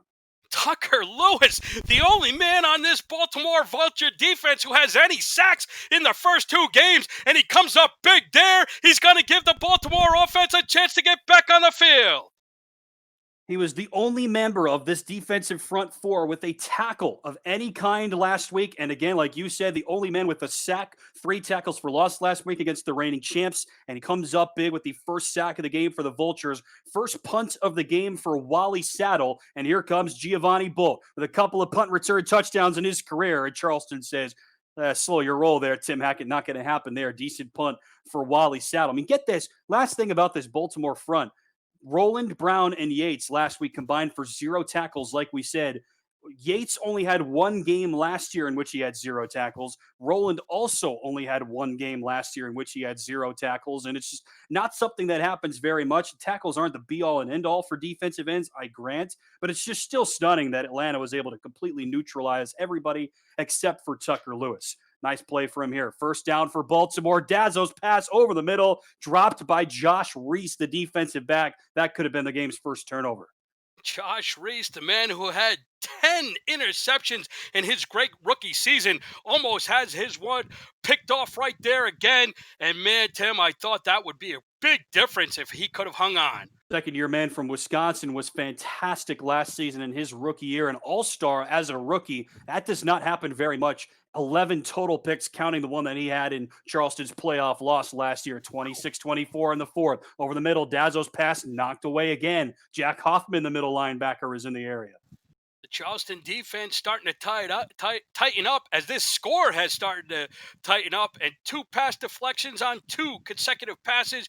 Jack Hoffman knocks that one down in the middle of the field. Both quarterbacks still unofficially at better than 80% completion. No turnovers on either side. Both running backs have been great. Both offenses have had their moments. Baltimore trailing by just 2 with 8:49 left in the fourth quarter. Dazzo under center. A trio out to his left. Has a man crossing over the middle. It's caught. Short of the sticks, though, goes DeAndre Fields, the backup wide receiver. There you go, number 14 in the red and white. 4th down and 1, and a decision now here for Tim Johnston. Quick drop back, quick release. They tried to get Charleston back on their heels and pick up a quick pass over the middle, and they're a yard short. Let's see what they do. It's 4th and 1. They went for it and picked it up last time. Do they dare try it again? Dazzo's taking his time. The midfield line is the line to gain. Is this the patented SFL bait and switch? It is. They'll call the timeout with about 8 seconds, left on the play clock, and I think they were never really intending to go for it that time, Mikey. No, I don't think so. They've battled back. They've gotten to this point. They don't want to do anything foolish. Tim Johnston, he knows there's plenty of time left here in the fourth quarter with 8:14 left to go. They're at midfield. He doesn't want to do anything foolish. Tried to see if they could get the cheap first down with the Predators jumping off sides. They didn't. They were disciplined, and now they'll punt it and play field position with their defense. On it away from Pablo Gates.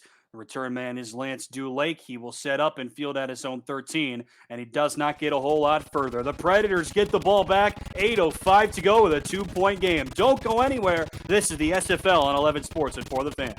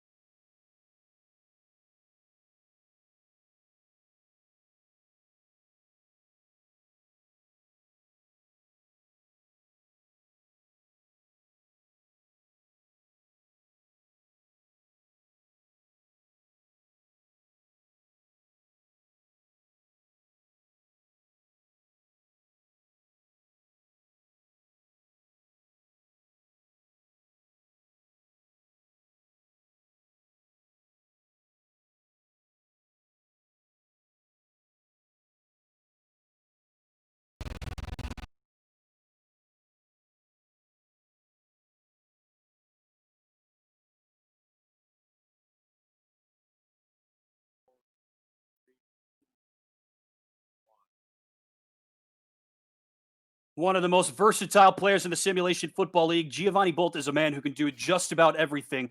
A bunch of total touchdowns for a free safety last year, Mike and Proda, and just he dominates in all facets of the game. Yeah, Giovanni Bolt was a defensive stat machine, and the lightning bolt continued to strike. In week 1, he picked off Jacques Leandula twice. The very next week, game 2, he took one back for a pick 6 in Mexico City. Then in week 5 against Houston, lightning strikes again on the opening kickoff for a 94-yard touchdown return. And finally, in week 10 at Vulture Field, Bolt takes back a punt return the distance. Tim, get Commissioner Irvine on the horn. I'd pay to see a 100-meter sprint between Gio and Usain Bolt. I'll take Giovanni. I call him the Baltimore Vultures because he is just the engine that makes this team run. He's flashy, he's dynamic, he does just about everything. One of the best defensive and special teams players in the history of the SFL. One of 6 players in league history with 4 or more defensive touchdowns. And he's going to try to stop up Charleston here as the visiting team rather has a 2-point lead, 3-yard catch here for Ken McCarro. Last year, Bolt, an all-star, a deserving selection, 6 picks, 8 passes defended, and a touchdown. He's got 32 career picks, counting his playoff stats, and 4 career defensive touchdowns. Add that to his 6 total special teams touchdowns, and he's just a dominant player. 6th season out of Newark, New Jersey. He had 9 tackles against Atlanta in week 1. Drew to the near side this time, and it's caught by Buchanan Simons. So they get 3 on the left side to McCarro. They get 5 on the near side to Buchanan Simons. Charleston trying to play it safe here. Yeah, speaking of a sprinter, did you see Marvin Himes sprint over from his cornerback position to make that tackle? And Tim, in 1995, this guy was a high school state 200-meter champion, the quick man, marvelous Marvin Himes. Been pretty good so far after he gave up that big touchdown to Buchanan Simons, and the Charleston offense has been slow since then overall. Drew on 3rd down to the far sideline. It's caught. 1st down once again for Charleston. That's McCarro on the left sideline. We mentioned how much this team likes to use their tight ends, Mike, but they've gone to their wide receivers time and again, and it's worked. Well, they know how good the defensive front 4 for Baltimore is. They're keeping the tight ends to protect T.D. Drew. They've done a nice job, and you can consider this starting deep in their territory a success. They've moved it out to the 30. Drew under pressure, and down he goes once again. 2nd sack from this Baltimore front. That's Nate Brown with his first career SFL sack. The rookie from Cincinnati, Ohio says, Mike and Proda, you have no idea what you're talking about. You want a sack? I'll show you a sack. And he brings Drew down for a big-time loss. The right tackle, Fred Dukes, your man, the man from the Lincoln Rattlesnakes, was thoroughly occupied with Sir Ron Yates on the outside, and that gave Nate Brown, another former Lincoln Rattlesnake, free pass on T.D. Drew. 2nd sack allowed by this Charleston front 5. 2nd and 17. Deep drop for Drew. Now he'll bomb it down the right sideline. Buchanan Simons is there once again. He smokes Marvin Hines. A TD for T.D. Drew. And for the 2nd time today, Buchanan Simons to the house. Brilliant look by T.D. Drew. Brilliant route by Buchanan Simons. And a brilliant touchdown to pull away the Magic Man from Canton, Ohio. Sign him up. Put it on the board. It's a touchdown for Buchanan. 2 touchdown catches of 70-plus yards for Buchanan Simons. He had 28 total receiving yards and a touchdown a week ago, and now unofficially almost 200 receiving yards for the man from Canton. A Hall of Fame performance for him for sure. Amanda Moyer on for the PAT. We've officially hit the over. Wasn't sure we would see that. And Charleston rights the ship once again. It's once again a 9-point game. 6.5 to go in the 4th quarter. Don't go anywhere. How many more times can we say it? We've got a good one in 11 Sports and For the Fans.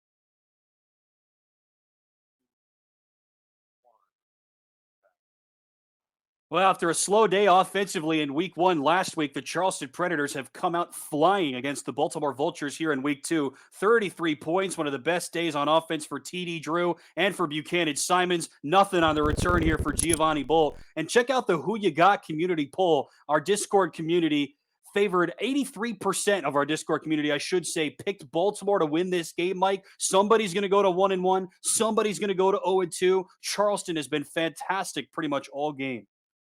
I haven't looked, but when you look at the Who You Got community poll, that's probably got to be one of the biggest margins, 83 to 16, and Charleston's proven everybody wrong. Was just about the biggest margin, in fact, as T-Roy Gaines is stopped for a loss of 4 by Jeff Hollywood. He had the team's only sack a week ago, and now he's got a TFL. And Jack Brown, Mike, another one of the great stories that you found from a week ago. Yeah, really the centerpiece of this Predator defense in his 7th season out of Detroit, Michigan. He's a hard-hitting linebacker. He spent his first 4 seasons with Mexico City. Now he's with Charleston. He's active in the community, off the field. He works on the SFL beat. He does the power rankings. He's on the Sports Law podcast. And did you know, Tim, he just got accepted into Central Michigan University. He's officially a Chippewa, and I'm not surprised to learn that the ever so talented Mr. Brown and Associates, they put in a bid for an SFL expansion team. I don't know what the chances are, but we may be broadcasting from Detroit. Good luck to Jack the Bruiser Brown. I hope Cam Irvine, our producer, was watching and listening to that. There's your first-hand look. Maybe you heard it here first. SFL going to the Motor City. You never know. Gain of 8 on second down for Mac Chima. And now Dazzo over the middle. First down and more for Lloyd Graham. Out towards midfield. Baltimore never say die. They're moving the ball here down by 9 in the 4th. Yeah, Lloyd Graham says, forget about the Motor City. Stay here in Baltimore and throw it to me. Picks up a beautiful pass over the middle, and that's exactly what Baltimore needs. Some quick strikes to get back into this one. We're getting deep into the 4th quarter, and Baltimore's on the fly. First catch in a while for Lloyd Graham Jr. And our friend Slid Shady in the chat asked, what's the Sports Law podcast? And that's something that Jack Brown's been a part of. It's you could say a little bit more about this, Mike, but there's some star power on that podcast. It's as you might imagine, Sports Law podcast based out of Michigan, and a couple of star people are involved, including Jack Brown, 1st and 10, gain a 6 here for Ivory Irvin on the left sideline. Yeah, for sure. We can certainly talk about the Sports Law podcast out of Detroit. It's very well known in that area.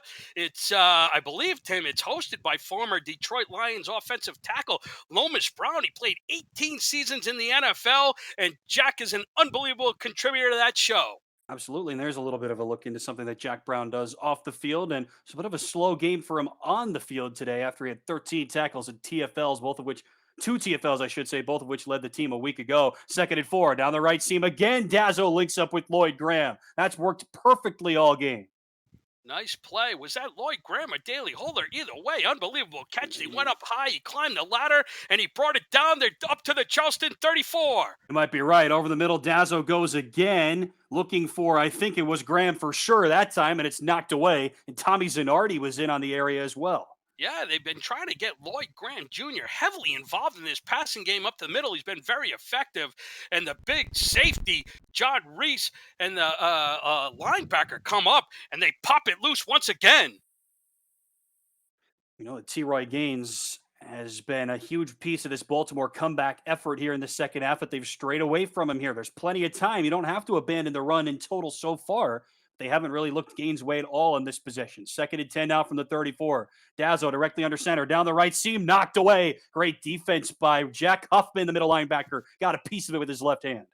Really nice afternoon by Jack Hoffman. Usually it's Jack Brown, and they got the two Jacks playing on top of their game, but today Hoffman has really stepped up big. We've called his name time and time again on the defense today. Yeah, Jacks are wild here on this defense for sure, and Jack Hoffman has had himself a nice game, even though Jack Brown has been a little bit quiet by his standards for sure. Another incomplete pass here for Dazzo. 3rd down and 10, still with a 9-point deficit. 4:20 to go in the 4th.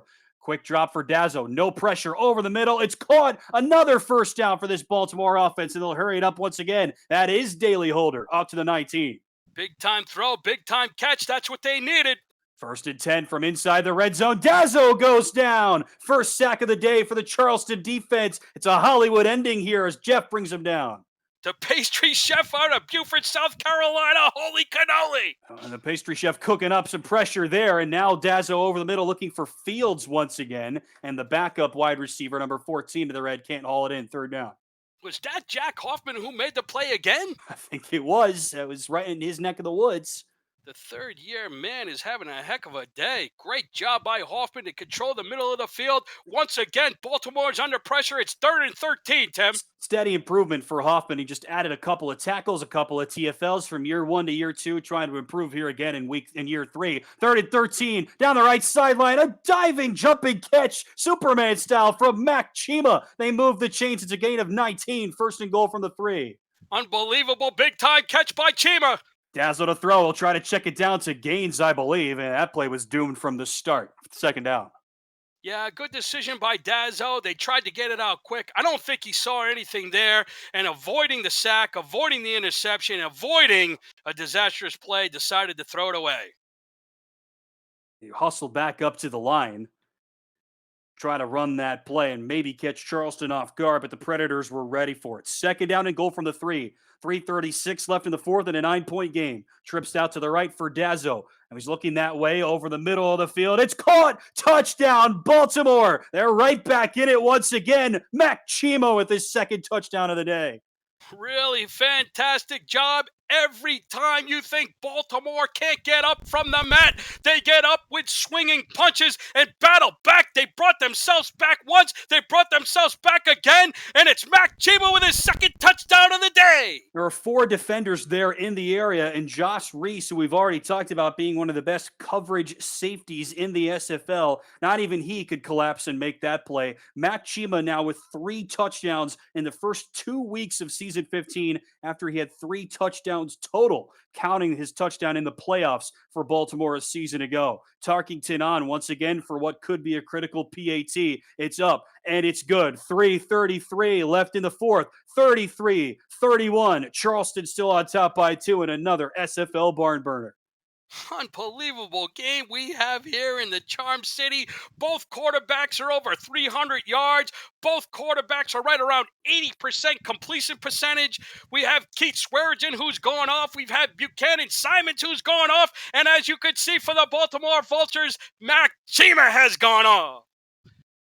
3:33 left in regulation. What more does this game have in store? Can Charleston do it again? Can they score once again and put this game out of reach? Decent return here for Dulake. Alongside Mikey Prota with Mark Bello, Ben Warner, Stephen Hacker and company on stats, and Cam Irvine behind the scenes. I'm Tim Hackett. Thanks for joining us here this afternoon. It has been a thriller. And don't go anywhere. We've got one of the best matchups of the week coming up next at the bottom of the hour, 4:30 Eastern, 3:30 Central, right here on 11 Sports and for the fans. It's the rematch of the Season 14 title game, Atlanta against Sioux Falls. The return of the Rick, Colin Northrup and Rick Northrup on the call for that one. Here's Keith Swearingen trying to ice things for Charleston. Powers forward and picks up a gain of 8.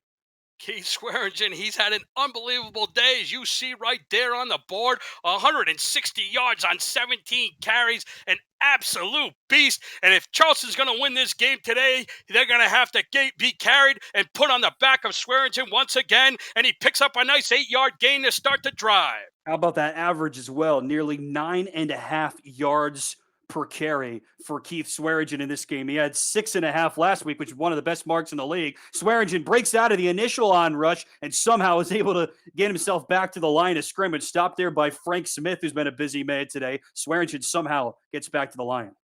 Yeah, great job by Swearingen to avoid the loss just to get back to the line of scrimmage. It's 3rd and 2. This is going to be a big play for both teams. If Baltimore can get the ball back, they've got plenty of time. One of the best games of the career of TD Drew. Can he keep it going? 3rd down and 2. They'll take their time. Don't need to snap it anytime soon. 10 seconds on the play clock. They'll give it to Keith Swearingen, and he can't break through the line. Nate Brown with his 2nd stop. Officially a loss of 1 for the rookie from the Lincoln Rattlesnakes. 4th down coming up. Nate Bad News Brown says, hey, don't read all about it, Keith Swearingen. Here I am, and I'm going to give you the bad news right to your face. He brings them down, and he's giving Baltimore a chance right here at the 2-minute warning. That brings us to the 2-minute warning. It's a 2-point game in the 4th. Baltimore setting up to get the ball back when we come back. This is the Simulation Football League 11 Sports and for the fans.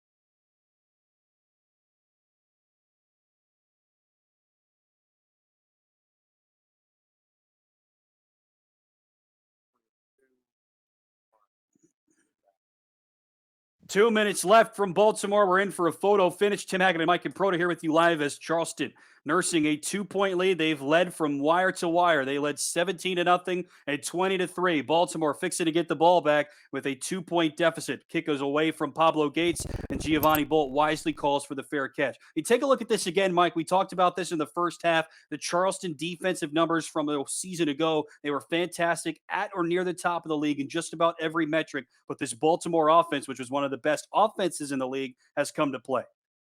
Yeah, for sure. What a difference a season makes. Last year, both of these defenses were stout. The Predators, like we mentioned all game long, have been number one. But this big defense, where have they gone? We've seen little to no defense, and both offensive have just gone crazy. Dazzo to throw on first down. He links up with Mac Chima for another gain of 9. Those routes have worked pretty much all day for Baltimore. I mean, just to spell it out, the Baltimore the Baltimore offense was a top-tier unit a season ago. Top 10 in passing yards, rushing yards, top 5 in total yards, 5th fewest turnovers. The list goes on, and they were second in the league in points with 31.5. They put up 32 last week in a losing effort against Atlanta. They've got 31 here against Charleston. Can they move down the field and put up at least a field goal to take the lead? 150 to go. And Chima got out of bounds as well. They give us T-Roy Gaines. He goes up the middle and picks up 3. I'm on the edge of my seat. Baltimore has not gone away. They've battled back. They've persevered. They've scratched and clawed. They're down by 2 points with 1:30 left to go. They got 2 timeouts, and they're on the move. Can Mike Dazzo, in his 10th season in the league, draw up another comeback? And we're down by as many as 17 in this game. Dazzo to throw. The pass is tipped again, and falls incomplete. It was going for Chima. Bravo had the second touch on it, and Zach Bates, look at him there. He had the first. Second down. Great job by Zach Bates. Dazzo's lucky he didn't pick that one off, but he pats it down, and they'll have another chance on 2nd and 10. That could have been a game-changing play and a nail in a coffin if he was able to hang on and take that back for a pick 6.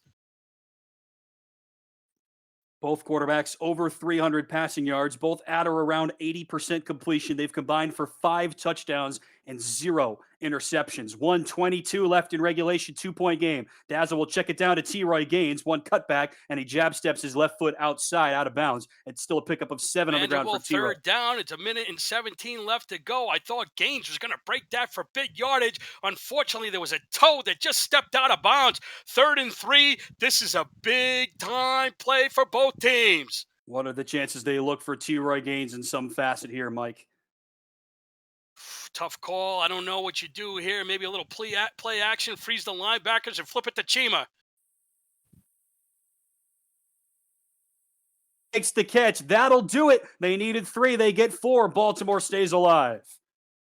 You look at T-Roy Gaines, you think the ball's probably going to go to him. Mac Chima's had a good day. Ivory Irvin's got a good day. But they go to the veteran Daly Holder, and he makes a huge play on 3rd down. It's 1st and 10 from the Charleston 42.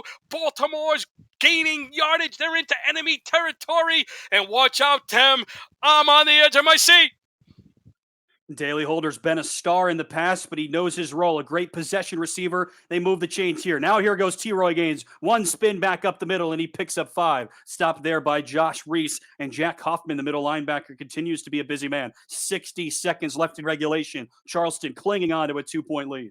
Clock's ticking. Are they in field goal range? Shark Tarketain's warming up the leg on the sideline. He's made a couple from better than 50 in his career. He made one from 53 last week. 45 seconds left. Dazzo over the middle. Lloyd Graham Jr. Another catch and another first down. Charleston now will call a timeout with 43 seconds left.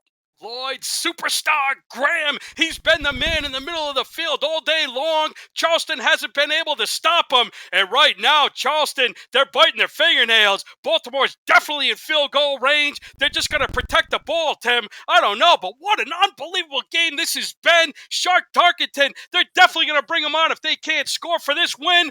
Oh, my goodness, that point that was blocked early in the 3rd quarter. This could be a nightmare for the Predators.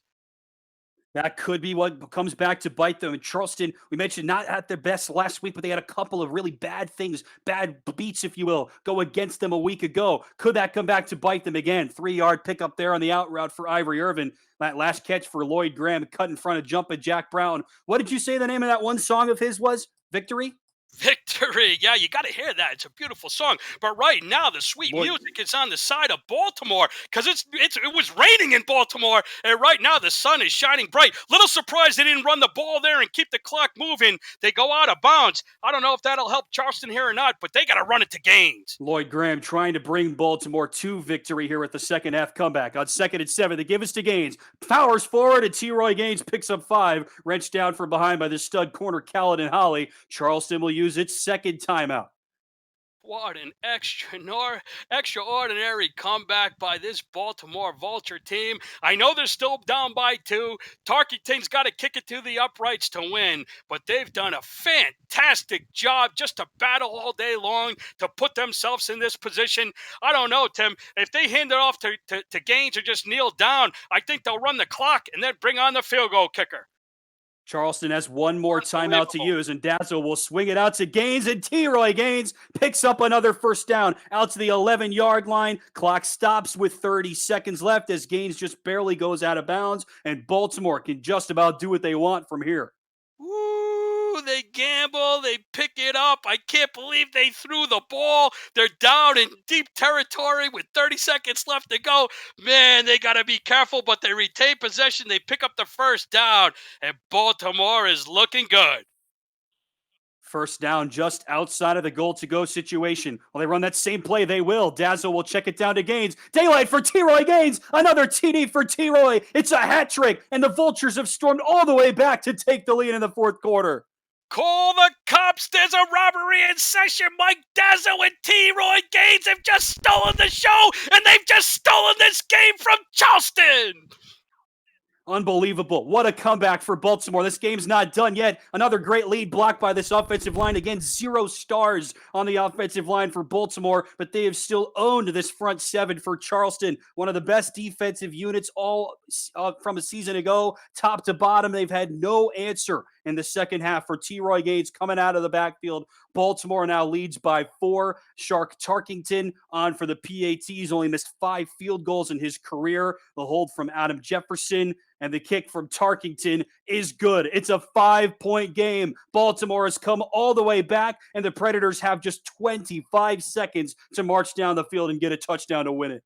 Oh, baby, if you were looking for some action today on Sunday afternoon for the SFL, you found it here in Baltimore. I can't believe this game we witnessed today, Tim Hackett.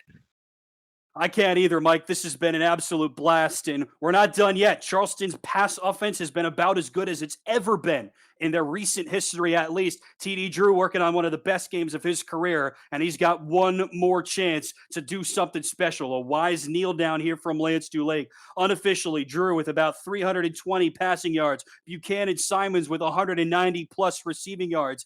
Ken McCarro with 80 yards through the air, not to be outdone. Da Vinci and Taylor have combined for 5 catches. This pass offense for Charleston has been really good today, but now TD Drew, who has struggled at times in his career, is going to need to pull something out of the hat to get Charleston a win in a game that they trailed almost the entire, the game that they led almost the entire time. They'll get a quick hitter out to McCarro. That's not going to get it done. Clock keeps running. Watch out for Buchanan Simons, Marvin Himes. You better have your track shoes on, baby. They'll go the other way, though. Another quick out to McCarro, and a timeout is called. I think that was the last timeout for Charleston. It was. And 2 quick hitters to McCarro. They pick up just 7 yards. This is not what the doctor ordered here, Mike. They got to go deep. There's 9 seconds left. There's no timeouts. Maybe they throw a quick hitter just to pick up the first down, but I don't think it really matters. They're going to have to throw it deep and try and hit the home run. As a look at Chris Dodd, who's rebounded from a tough week 1, have a pretty solid week 2. 5-point game, 9 seconds left in regulation. Drew will throw it over the middle. It's tipped up into the air and somehow caught by Charleston. That was Lyric Da Vinci on the catch, but that's going to do it. Baltimore storms all the way back. They trailed by 17 in the first half, and a killer comeback for the Vultures. They move to 1-1. Charleston's going to go to 0-2. The final, Baltimore wins it 38-33. Over 500 yards of total offense for the Baltimore Vultures, 10 yards away from 500 for Charleston. And right there, Da Vinci probably should have let that ball drop to give TD Drew another chance to throw it deep. But the game ends on a play that just kind of looked weird. And Baltimore comes away with a stunning victory at home. The hometown crowd had nothing to cheer for in the second half, but at the end of the game, 1-1, and everybody's going crazy in the Charm City. This has been an unbelievable game. And Mike, as we said, 0-2 is not the end of the line for Charleston. You know that firsthand. A team can come back from falling down 0-2 on this SFL schedule, but Baltimore gets the job done. These are two good teams, two playoff teams from a year ago. They both figured themselves to be playoff teams this year. Baltimore was down 17 at two different stages of this game. Here's a deep ball to Buchanan Simons, who had a career day. But the Vultures, they're resilient. They bounce back. They go all the way down the field. Mike Dazzo spearheads the comeback. He spreads the wealth to just about everybody. They complete the comeback and win it by 5. Mike Dazzo was absolutely fantastic. Mike the Magic Man with a razzle-dazzle. He had 4 touchdown passes, 38 for 46 for over 350 yards. But once again, T-Roy capital gains with his 3 touchdowns and big-time day right around 150 yards. He was the man of the hour.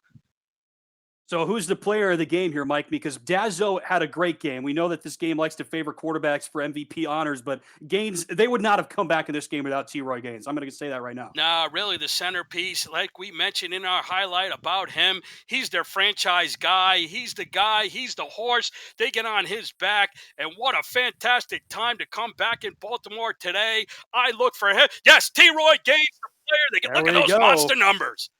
Over 200 all-purpose yards, 3 total touchdowns for one of the best do-it-all backs in the SFL. Baltimore completes the comeback, and they win it by 5. Mike and Proda, your final thoughts. What a game we witnessed today. To all the fans watching from coast to coast and around the world, thank you for allowing the SFL into your living rooms. Now allow the SFL into your dreams. It's been a pleasure. Baltimore completes the comeback. For my partner, Mike and Proda, I've been Tim Hackett. Thanks to Cam Irvine and all the statisticians working behind the scenes. The SFL is back at the bottom of the hour. Atlanta against Sioux Falls right here on 11 Sports and For the Fans. Don't go anywhere. We'll see you next time. Until then, so long.